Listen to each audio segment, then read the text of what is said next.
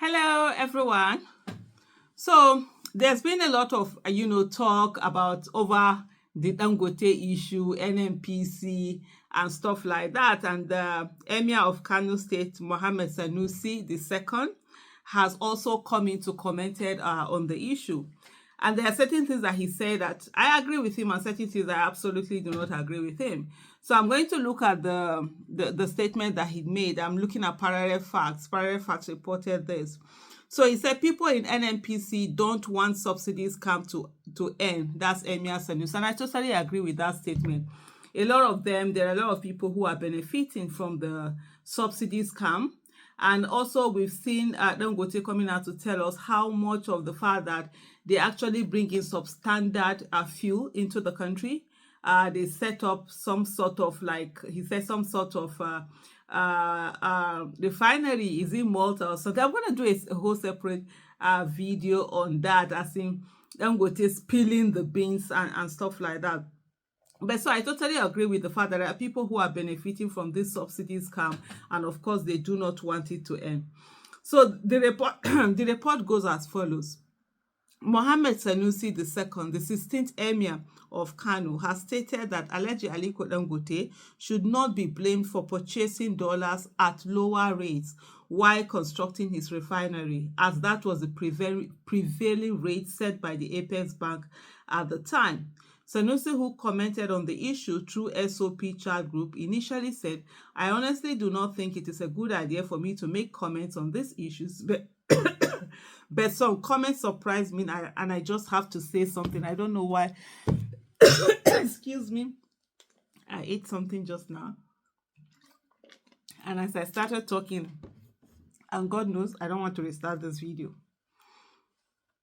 So, the Emir then went on to remark, Aliko Dangote did not fix the price at which the CBN sold dollars. Everyone who got dollars from CBN got dollars at the same rate if they bought on the same day. So we cannot blame him for buying dollars at a rate the CBN itself decided to sell to its customers. And so this is where I'm going to come in. It's not about whether the rate was decided or the rate was not decided. The fact was that there were some people who were using their connections to be able to get, Forex, while others couldn't get. Dangote got billions of dollars as Forex. Meanwhile, there were a lot of companies who applied for, some of them, they were applying for millions of dollars. They were getting like 50,000. And they were forced to go and buy at the black market. So that's where the problem is. Why Dangote was getting billions? On what basis was Dangote getting billions of dollars that other people, could not get those billions of dollars? Some businesses. So he gets, at the moment that he was getting from the CBN, because of the connections that he had to government and all of that, other people were not getting. And so there's no level playing field in that. And that already, it's a problem. That already is corruption in its own way. Part of the things that Emefiele is facing right now, it's because of these things, these dollars that he gave to certain people at those prevailing rate, while denying a whole lot of other businesses those same things. So these are some of the things that it's a main problem. I'll go to CBN, I will not get the dollar, but Dangote will go to CBN and we get such humongous amount of money. And then how are our business going to be the same? Why he was buying a dollar at 400 and something naira, I was buying it at 700 and something naira out there. I'm already disadvantaged. If we're in the same business, how am I going to compete with him? How am I going to work with him? So that in itself, that's where, that's a problem in itself. If the fact that right now we're looking at the fact that there is an injustice being meted out to him, there's a cartel that is fighting him and his refinery, it will not stop us from speaking, because injustice to one is injustice to all. Well, it's not about whether we like someone or we don't like someone. That's not the reason why we'll speak on issues. So definitely what's happening right now, we're going to comment on it. But that doesn't mean that Dangote has not also been part of this, problem, this whole cesspools of corruption that has gone on in the country. When you have connection and you're using it an advantage more than other, that's corruption in its own way. It's not just stealing. When certain businesses are given undue advantage, that in its own way, it's also corruption. So we're going to talk about it. So it's not about whether people are blaming him or not blaming him, is the fact that there was an unfair and undue advantage that was given to him and was not given to other businesses. So continue with the article. It says, so the question for me is this. Let us forget the man Dangote. If the central bank were to prioritize a single enterprise for Forex allocation, how many enterprises can we think of that are worthier than a refinery like this one?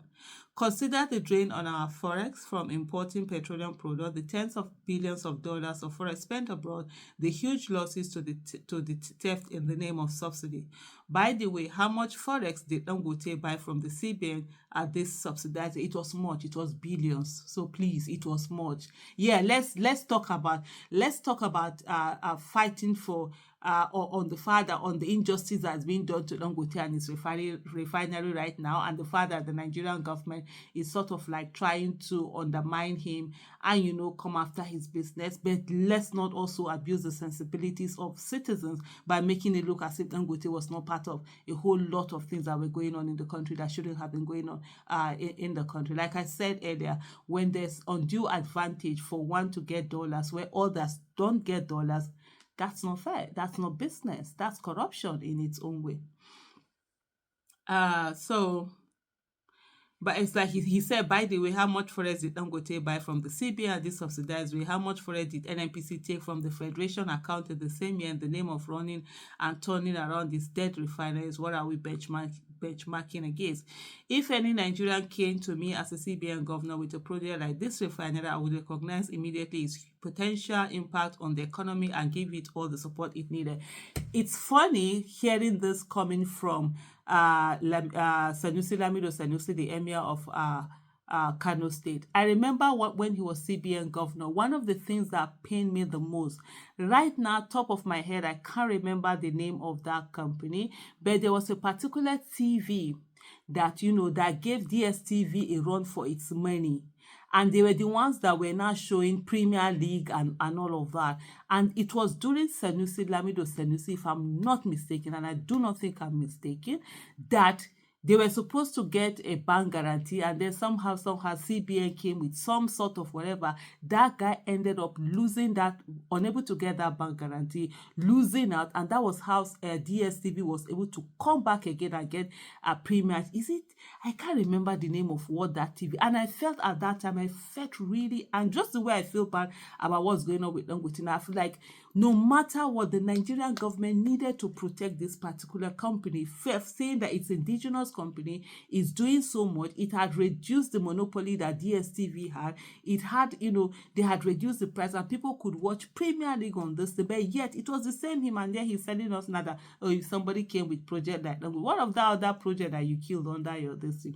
I beg, I know that many people, they forget the thing we then do when they did for please.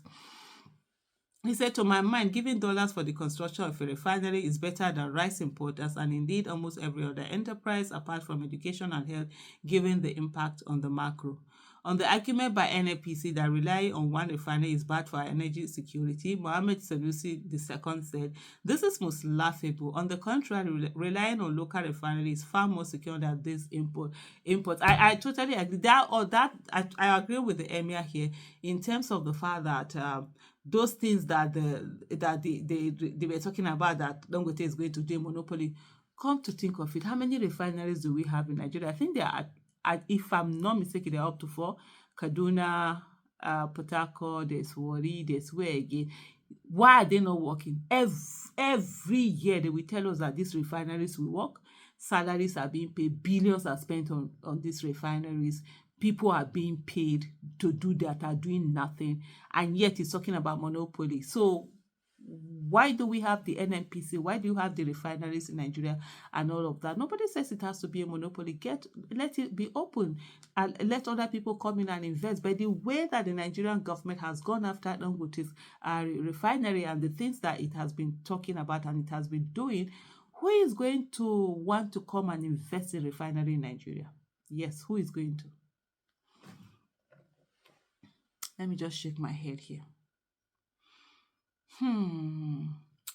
And then he says it is a very rich argument from an entity that had taken billions of dollars in the name of turnaround maintenance and not produced a drop of product from 4 refineries. Hey, we had 4 refineries because it is more profitable to continue extracting rent in the name of subsidy. If NNPC activated its refineries, there will be no monopoly. Then we can see the surplus content of its product and sulfur content of its product and compare them, to Dangote. He said, until then, keeping quiet is the honorable option for it, NNPC, and its peanuts have lost any right to talk until they fix the mess they have thrown us into. In any case, if the Dangote refinery is unable to meet local demand, the gap can be filled by imports. These people in NNPC do not want to end their lucrative subsidy scam, and I don't think they will end it. And for me, the thing is that what the government needs to do, okay, and if Dangote has started, leave it open, allow it open.